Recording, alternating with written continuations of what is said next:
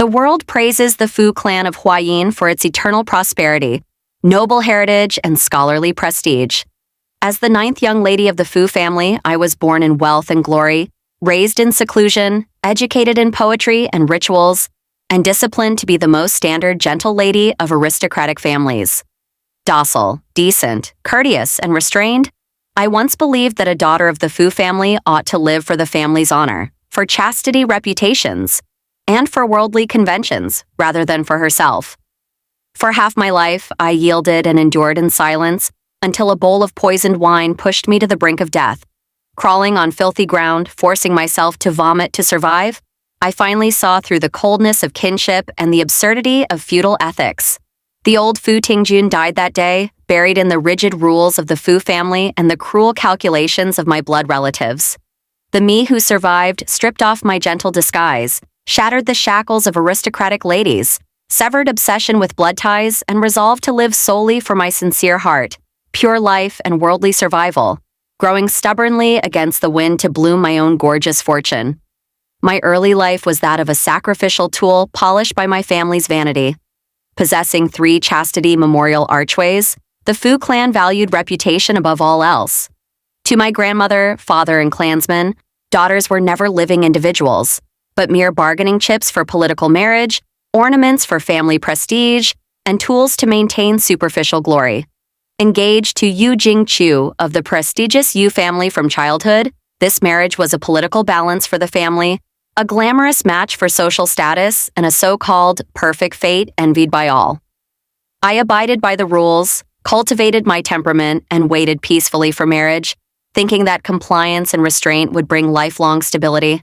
I never strove for superiority or acted recklessly, yet kindness never guarantees kindness, and human malice always comes unexpectedly. A sudden disaster descended during the Flower God Festival. My cousin Zuo Junjie, harboring evil intentions, framed me viciously and spread rumors that I had improper private interactions with outsiders, ruining my reputation overnight. Scandal swept across Jiangnan, turning me from a praised gentle lady into a despised immoral woman. Yet the most heartbreaking thing was never the world's harsh gossip, but the thorough denial and ruthless abandonment of my own blood family.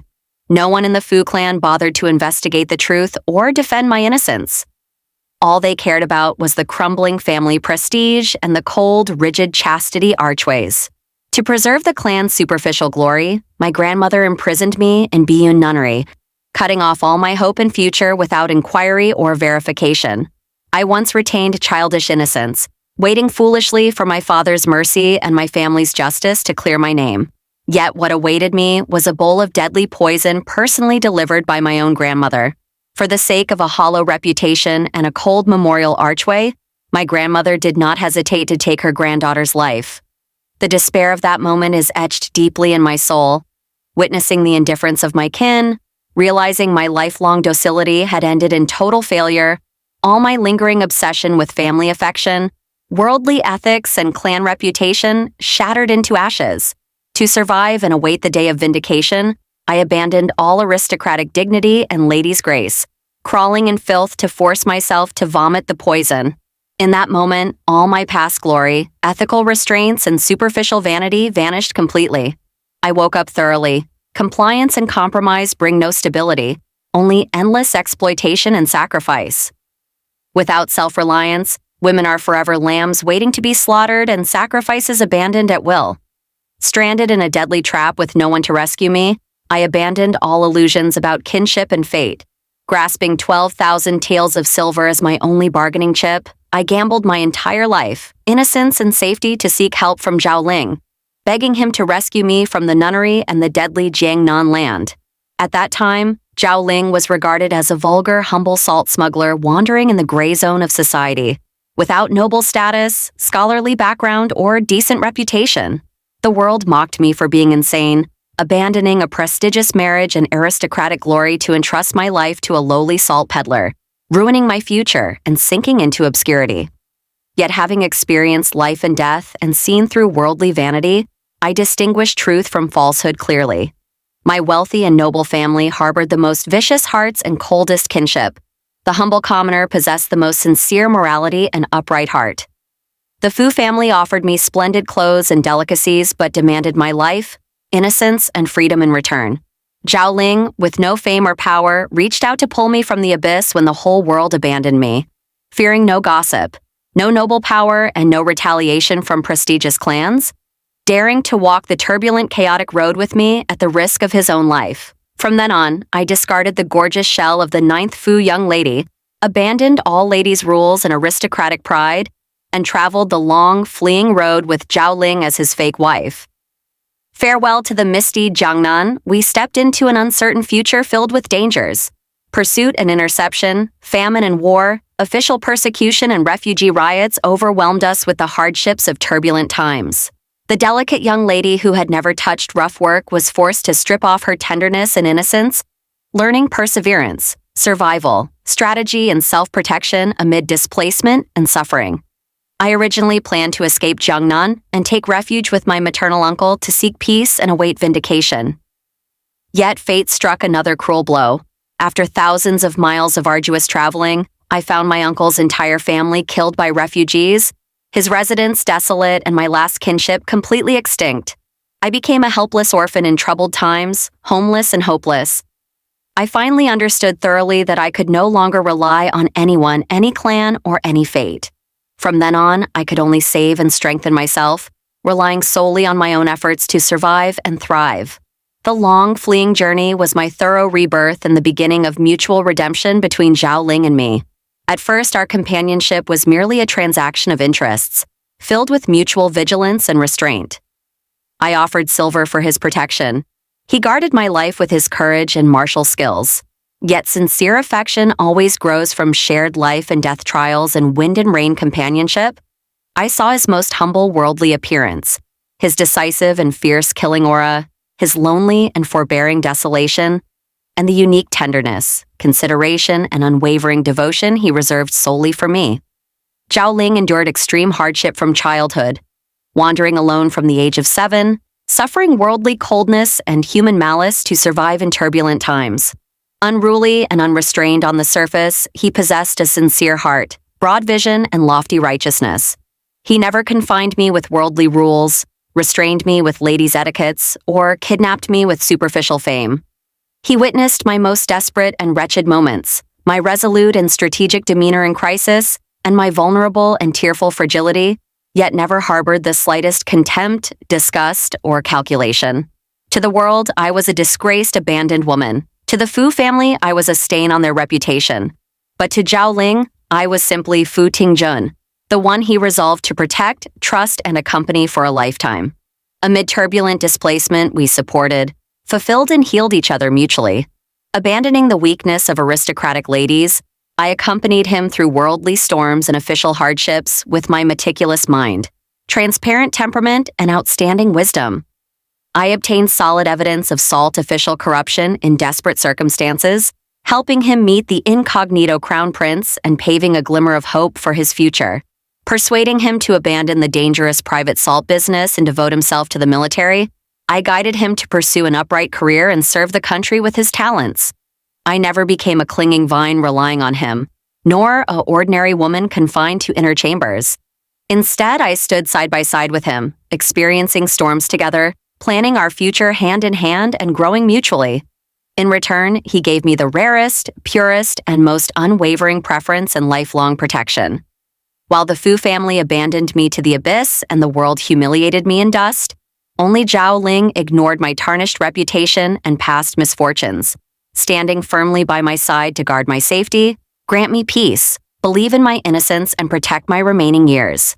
He accompanied me through displaced and bitter days, endured the piercing harm of worldly gossip with me, faced the ruthless calculations of my clan, and awaited the dawn of vindication. He made me understand that a woman's value never lies in clan status, marriage nobility, superficial reputation, or memorial archway glory, but in a sincere heart, upright conduct, self-reliance, and unrestrained life. In the past, I was bound by feudal ethics, restrained by my clan, and coerced by the world, spending my life pleasing others and fulfilling the expectations of others, becoming a perfect ninth young lady in everyone's eyes, but losing myself completely. I feared gossip, respected rigid rules, obeyed elders and compromised with fate, believing docility was duty and forbearance was perfection. Yet, after experiencing life and death, traversing turbulent times and enduring betrayal, I finally saw the truth. So-called ethics are shackles binding women. So-called clan prestige is a cage sacrificing the weak. So-called reputation is rigid worldly prejudice. True innocence is never a false reputation granted by others, but a sincere heart and upright conduct. True splendor is never luxurious clothes and noble status, but counterattacking against fate and living a magnanimous life through self-reliance. I planned meticulously and dug deeply into the truth, never giving up on clearing my name and exposing past conspiracies. I confronted and revealed all the villains who framed me, the clansmen who abandoned me, and the kin who calculated me.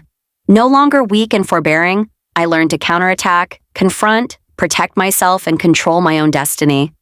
When my father tore up my marriage proposal and insulted me publicly, the last trace of my attachment to blood ties faded completely.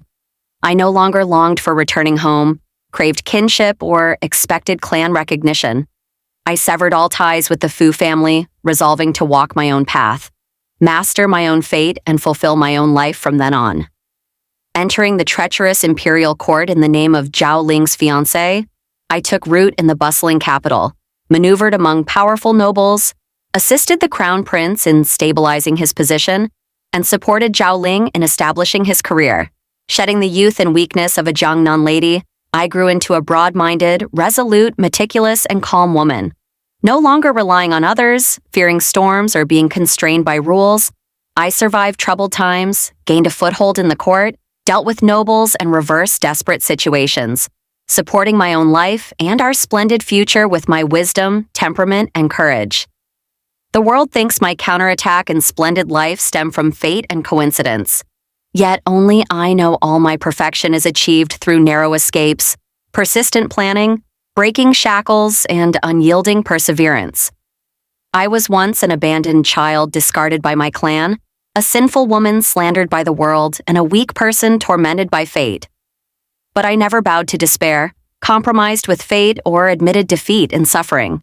Life or death desperation tempered my temperament, worldly storms refined my character, and human warmth and coldness clarified my original heart.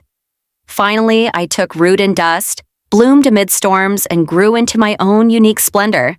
My affection with Zhao Ling transcends status matching, interest balancing, and worldly perfection. Born from sincerity in troubled times, confirmed through life and death companionship, and fulfilled by mutual redemption. We began with transactions, deepened through hardships, settled in true hearts, and accompanied each other for life. He rose from mud, and I stepped down from vanity. Both of us experienced coldness and suffering, saw through human nature, yet retained sincerity and cherished each other wholeheartedly. He understands my disappointment with kinship, my resistance to the world, and my inner perseverance and stubbornness. I know his childhood loneliness, his lofty aspirations, and the tenderness and sincerity hidden beneath his unruly appearance. We are lovers, comrades, soulmates, and the only lifelong destination for each other. I once believed that blooming splendor meant noble status, luxurious life, smooth fate, and worldly praise. Now I understand that true prosperity lies in freedom after breaking shackles, calmness after enduring hardships, self-reliance after losing all dependence, and kindness after seeing worldly coldness. It is not innate glory, but courage rebirthed from despair. Not reputation granted by others, but a magnanimous life created by oneself. I finally cleared all my grievances, exposed all conspiracies, and regained my complete innocence. Evildoers reaped their bitter fruits, ruthless kin retained endless regrets, and all calculations ended in vain. The chastity archways and clan glory that the Fu family clung to all their lives turned into empty illusions. They sacrificed their own flesh and blood for false fame, and stifled lives for rigid ethics, yet failed to guard their clan stability and worldly reputation, left only coldness and regret.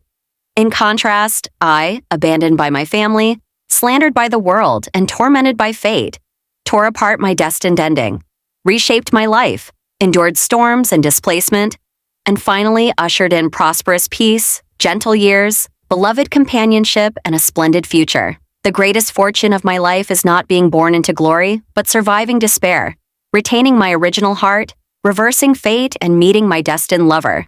I am no longer the decorative ninth young lady of the Fu family, no longer a lady bound by feudal ethics, no longer a drifting duckweed relying on others.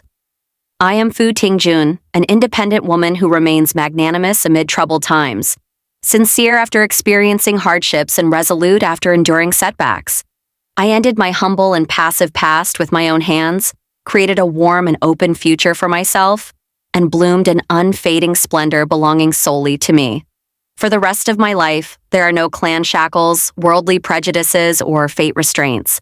Zhao Ling and I will guard prosperous peace together, spend gentle years side by side, traverse vast rivers and mountains hand in hand, and appreciate the worldly splendor together. Storms teach us to cherish stability, and coldness makes us treasure sincerity. Half a lifetime of displacement brings lifelong perfection, and half a lifetime of forbearance rewards eternal magnanimity. The most gorgeous bloom in this world never lies in aristocratic vanity, but in self-redemption, self-improvement, sincere companionship, and peaceful years for a lifetime.